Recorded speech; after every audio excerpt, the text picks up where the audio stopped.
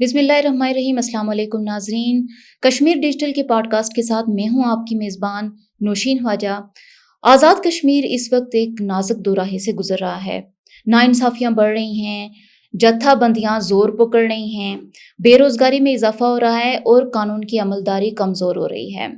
अवाम अपने मसाइल के हल के लिए एहतजाज को ही वाहिद जरिया समझते हैं। इसी पर बातचीत करने के लिए मेरे साथ आज मौजूद हैं हारून अब्बासी एडवोकेट साहब, जो कि मेंबर सिविल सोसाइटी भी हैं। हारून साहब, आपका बहुत शुक्रिया कि आपने हमें पॉडकास्ट के लिए वक्त दिया। आपके मुशाहिदे में आज़ाद कश्मीर में बेचैनी के बढ़ने की सबसे बड़ी वजूहात क्या हैं? बिस्मिल्लाहिर्रहमानिर्रहीम। सबसे पहले तो बहुत शुक्रिया, आपने मुझे यहाँ पे मदद किया। बेसिकली जो बेचैनी आज़ाद कश्मीर में बढ़ रही है, इसके जो कुछ 4-5 जो मेन पॉइंट्स हैं वो मैं आपसे शेयर करूँगा। सबसे पहले जो है वो अदम बर्दाश्त है। यहाँ पे आज़ाद कश्मीर में सबसे ज़्यादा अदम बर्दाश्त है कि हम एक दूसरे को बर्दाश्त नहीं करते बेसिकली। तो जहाँ फिर अदम बर्दाश्त नहीं होगी जिस माशरे में, वहाँ पे आपको पता है फिर वहाँ पे उससे हट के लाकानूनियत भी होगी। तो पहली जो मेन है वो अदम बर्दाश्त है। हमें चाहिए एक दूसरे को बर्दाश्त करें। जब तक हम बर्दाश्त नहीं करेंगे तब तक इसी तरह की बेचैनी की सूरत हाल रहेगी। फिर दूसरी चीज़ें बेसिकली ये है कि हमारे यहाँ तालीम तो है लेकिन हम में एथिक्स नहीं है। क्योंकि आपने मुजफ्फराबाद देखा होगा, यहाँ पे चारों तरफ पहाड़ियाँ हैं, तो हमारी नज़र पहाड़ पे जाके रुक जाती है। तो हम ये सोचते हैं कि पहाड़ से आगे कोई दुनिया ही नहीं है, विजन महदूद है। बिल्कुल इसी तरह हमारी जो ये सोच नज़र इन पहाड़ों की वजह से हम लोग बिल्कुल महदूद होके रह गए। तो जब तक हमारी जो सोच और हमारा विजन जो है वो बढ़ेगा नहीं, दायराकार बढ़ेगा नहीं, हम बाहर नहीं निकलेंगे, बाहर की दुनिया को नहीं नोट करेंगे, फिर हम जो है एथिक्स को अडॉप्ट नहीं करेंगे, तो फिर तब तक तो ये सूरत हाल चलती रहेगी। फिर उसके बाद जो है तीसरी चीज़ है यहाँ पे बेरोज़गारी। आपको भी पता है यहाँ पे जो है नौजवानों के लिए कोई रोज़गार नहीं है सिवाय सरकारी मुलाजमत के। अब सरकारी मुलाजमत भी देखें, लास्ट टाइम पे इंटर्नशिप असम्बली के लिए आई, उसमें कम से कम 1500 से 2000 बच्चे थे। तो वो दूर दूर से आए थे और वो लाइन में सुबह से लगे रहे, इतने फ्रस्ट्रेटेड थे। टोटली 53 सीट्स थी और उन बच्चों को भी पता था कि यहाँ पे पहले ही MLAs के लोग सिलेक्टेड हैं, लेकिन फिर भी वो सुबह से रात तक बच्चे इंटरव्यू देते रहे। तो ये बेरोज़गारी भी एक बहुत बड़ा सबब है इसका। फिर जो चौथी चीज़ आती है वो आती है खुदनुमाई। बेसिकली हमारे यहाँ कुछ लोग ऐसे हैं जो अपने आप को समझते हैं कि शायद जो हूँ वो मैं ही हूँ, कानून भी मैं ही हूँ, जज भी मैं ही हूँ, पुलिस भी मैं ही हूँ, सब चीज़ें मैं ही हूँ। तो जहाँ पे ये खुदनुमाई आ जाती है तो वहाँ पे फिर मेरे ख्याल से वहाँ पे तो इस तरह की सूरत हाल रहेगी। जब तक हम अपने अंदर से ये खुदनुमाई नहीं ख़त्म करेंगे तो ये चीज़ चलती रहेगी। फिर आ जाती है मैडम लाकानूनियत। अब जिस मुल्क में, जिस माशरे में कानून नहीं होगा वो माशरा लाजमी बेरहमी का शिकार होगा। यहाँ पे हमने अपनी अदालतें लगाई हुई हैं, यहाँ पे हम खुद ही मुनसिफ हैं, खुद ही हम जो हैं पुलिस ऑफिसर हैं, खुद ही मुजरिम हैं, सब कुछ खुद हैं। जब तक आप लॉ इन्फोर्समेंट एजेंसीज पे एतमाद नहीं करेंगे और लॉ इन्फोर्समेंट एजेंसीज जब तक खुद जो हैं वो अपने दायराकार के अंदर रहते हुए काम नहीं करेंगी और जो हमारी जुडिशरी है वो इंसाफ से फैसले करेगी, बाकायदा तौर पे हकायक को देख के, फैक्ट्स को देख के फैसले करेगी, तब तक ये सूरत हाल कभी नहीं खत्म होगी। बिल्कुल ऐसे ही।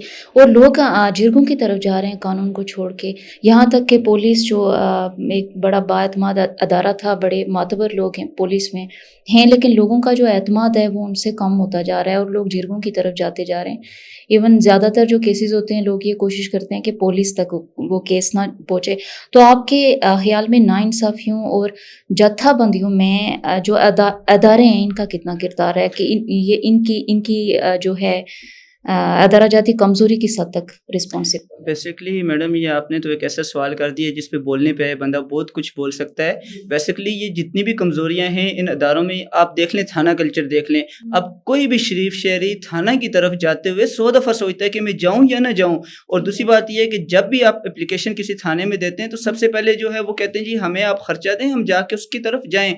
फिर ये करते हैं कि जिसने वो जुर्म किया होता है बजाय उसके पीछे जाने के, इनके लिए सबसे आसान हाल ये है कि ये उसके घर वालों को उठा लेते हैं। उसकी माँ को उठाएंगे, उसके बाप को उठाएंगे, उसके भाई को उठाएंगे। आप पिछला सारा रिकॉर्ड उठा के देख लें, उनके जो घर वाले हैं जो बेकसूर होते हैं, ठीक है, बालग मुजरम होता है, लेकिन उसके घर वालों को उठा के ये थाने में बंद करते हैं। फिर उसके अलावा बिला वजह ये तंग करते हैं लोगों को। अब लोग जो है, पुलिस एक ऐसा अदारा है जिसपे अब जब आप उसको देखें आप उसको अपनी प्रोटेक्शन महसूस करें, बजाय इसके कि आप खौफ। जब पुलिस की गाड़ी नजर आती है, पुलिस नजर आती है, कोई ऐसी बात नजर आती है कि पुलिस के अदारे की तरफ जाना पड़े, तो लोग 100 दफ़ा सोचते हैं। वो कहते हैं कि हम थाने में जाएंगे, हमें पैसे मांगे जाएंगे, हमें बेकसूर पकड़ा जाएगा। तो ये चीज़ें जब तक ख़त्म नहीं होंगी तब तक कानून पे अमल ये जो दरामद नहीं होगा। पीरचनासी जो वाक़या हुआ है, क्या समझते हैं? लड़की जो डर कर भागी और पुलिस का जो वहाँ पे रोल है, पुलिस वालों ने जो उनको सुनने में आया कि ज़दोकोब किया, क्या हक़ाइक़ देखते हैं इसके पीछे? और क्या आप समझते हैं कि औरत मुज़फ़्फ़राबाद में महफूज है, बेसिकली या औरत को किस तरह महफूज किया जा सकता है? खुदकशी के वाक़यात हो रहे हैं, آئے روز ہراسانی کے واقعات ہو رہے ہیں، تو اس کے پیچھے آپ کیا دیکھتے ہیں، کیا ہو سکتا ہے پھر؟ اور جو خواتین ہیں وہ کالجز میں بھی جاتی ہیں، ڈیلی ان کو پروٹیکشن کی ضرورت ہے، اگر حالات اتنے سنگین ہو جائیں گے کہ روڈ پہ کوئی بھی کسی کو کھڑا کر کے جو ہے رسپانسیبل کر دے، تو حالات کس طرح جاتے ہوئے دیکھتے ہیں آپ؟ بیسکلی جو پرچناسی واقعہ ہے، جہاں تک میرے علمیت میں یہ ہے کہ وہ لڑکا اور لڑکی کا اپنی میران کار میں جا رہے تھے، ایک جگہ رکے، وہ کھڑے تھے، شاید فوٹوگرافی کر رہے تھے یا بات چیت کر رہے تھے. بیسکلی اگر قانونی لحاظ سے دیکھا جائے یہ کوئی جرم نہیں ہے، نہ ہی آپ کا کنسٹیٹیوشن اس چیز کو جرم کہتا ہے، نہ ہی آپ کے جو پی پی سی یا فردر آپ کے پینل کوڈز ہیں یہ کوئی جرم کہتے ہیں. جب تک کہ کوئی وقوع ہوا نہ ہو اس سے پہلے آپ کسی کو بھی مجرم ٹھہرا کے اس کو سزا نہیں دے سکتے. اور دوسری بات یہ ہے کہ میرے نالج میں جو ہے وہ پولیس مین جو بھی تھے وہ اس ٹائم یونیفارم میں نہیں تھے. اب خواتین کے لیے پولیس میں باقاعدہ طور پہ جو ہمارا قانون ہے وہ اس کے لیے کچھ رولز اینڈ ریگولیشن ہے. آپ نے کسی بھی خاتون کو اریسٹ کرنے اس کے لیے اسسٹنٹ سب انسپیکٹر کا عہدہ ہونا ضروری ہے.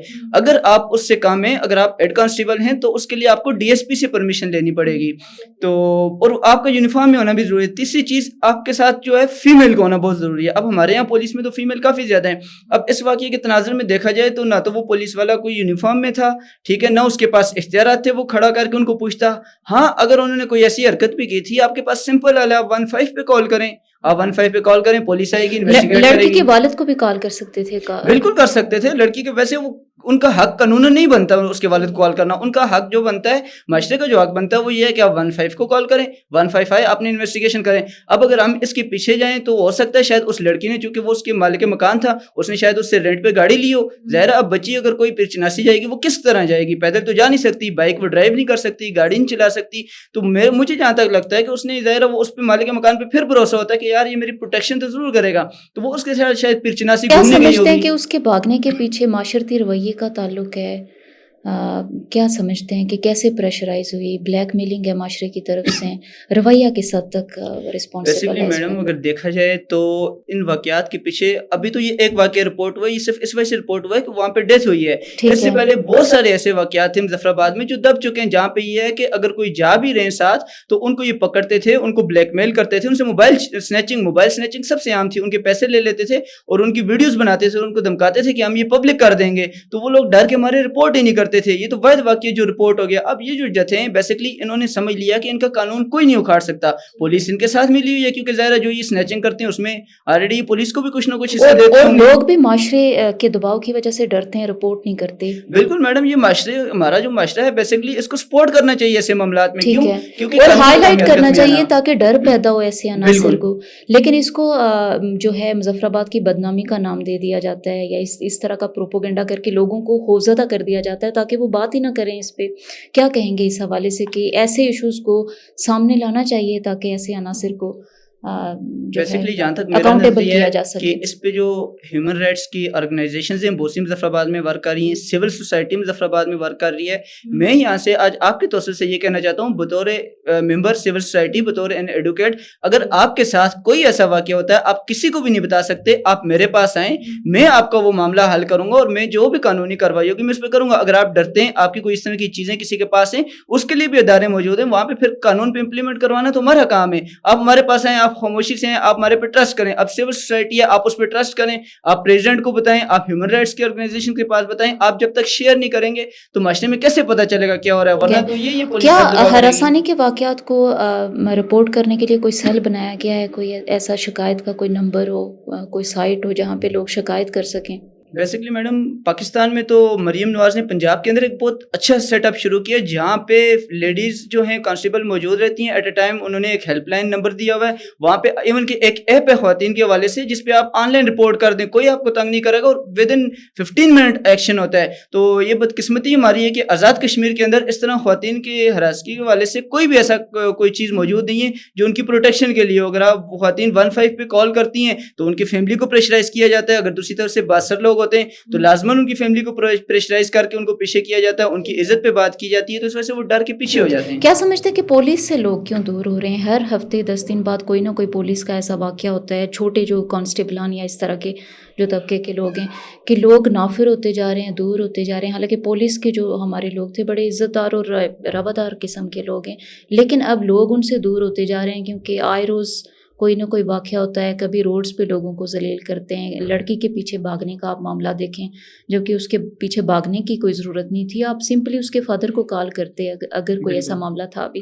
تو کیا سمجھتے ہیں کہ پولیس کا کیا کردار ہے، کیوں لوگ ان سے فاصلے پہ ہو رہے ہیں؟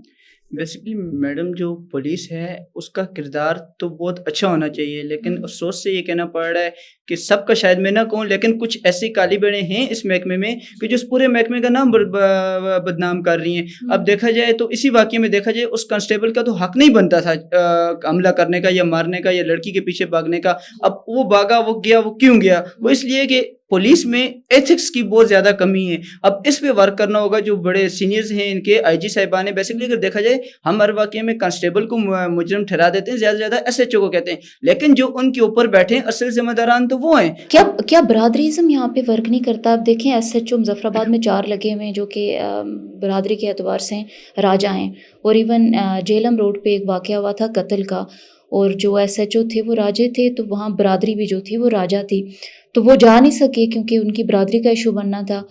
تو اس جو مجرم تھا اس کو اریسٹ کرنے کے لیے ڈی سی صاحب خود گئے۔ برادری یہاں پہ اتنا جو ہے انفلوئنس رکھتی ہے، تو تبادلے بھی ایون جو نیشنل ایکشن پلان ہے اس کے تحت کسی ضلع کا بندہ وہاں پہ تعینات نہیں ہو سکتا، اس کی ٹرانسفر دوسرے علاقوں میں ہوتی ہے، لیکن یہاں جو ایس ایچ اوز ہوتے ہیں وہ 2016 کے بعد سے یہیں پہ ہیں۔ تو یہ برادریزم کا کتنا امپیکٹ ہے اس چیز پہ، کیا سمجھتے ہیں؟ بیسکلی میڈم اگر آزاد کشمیر میں دیکھا جائے تو چند برادریاں جو بڑی ہیں تو انہی میں سے نارملی لوگ نامینیٹ ہوتے ہیں۔ اب برادری کو ہم کسی کو ٹارگٹ بھی نہیں کر سکتے کیونکہ کچھ میں اچھے بھی ہوتے ہیں، برے بھی ہوتے ہیں، وہ ہر جگہ ہوتے ہیں۔ تو بیسکلی یہ ہے کہ اب برادری میں سے اگر ہم نکلیں تو پھر شاید ہمارے پاس بہت کم ہی لوگ بچے، کیونکہ اب ہمارا یہ کشمیر ہے ہی اتنا چھوٹا سا خطہ، یہاں ہر جگہ پہ ہر برادری کے لوگ رہتے ہیں، تو ہم مخصوص کسی بندے کو ایڈجسٹ تو نہیں کر سکتے، لیکن جو بات ضلع کی آپ نے کی ہے وہ واقعی ہونی چاہیے کہ ضلع کے اندر سے بالکل ٹرانسفر ہونا چاہیے، ضلع سے آؤٹ ہونا چاہیے، ڈویژن میں دوسرے کسی جگہ پہ ان کو بھیجا جانا چاہیے، تاکہ سیم ضلع کا بندہ سیم ضلع میں نہ ہو، تو اس سے یہ ہوگا کم سے کم قانون انفلوئنس نہ بنے، تعلقات نہ بنے، جیسے ججز کے تبادلے ہوتے ہیں ہر 2 سال بعد، اس طرح ٹرانسفر ہونا چاہیے پولیس میں، تاکہ اس چیز کو کافی حد تک کنٹرول کیا جا سکے، جو کہ لوگوں کا اعتماد بھی شاید دوبارہ سے بحال بالکل کرے۔ ان کا ٹرانسفر ہونا چاہیے، ضلع سے باہر لازمی ہونا چاہیے، تاکہ جو ہے اگر کسی کا کوئی تعلق واسطہ بھی کسی کے ساتھ ہے تو وہ ختم ہو جائے، اور یہ ہر تھوڑے عرصے بعد ان کو ٹرانسفر کیا جانا چاہیے۔ بالکل بالکل۔ عباس صاحب آپ کا بہت شکریہ کہ آپ نے ہمیں پوڈ کاسٹ کے لیے وقت دیا۔ کشمیر ڈیجیٹل سے نوشین خواجہ کو دیجیے اجازت، ملتے ہیں ایک نئے پوڈ کاسٹ کے ساتھ، تب تک کے لیے اللہ نگہبان۔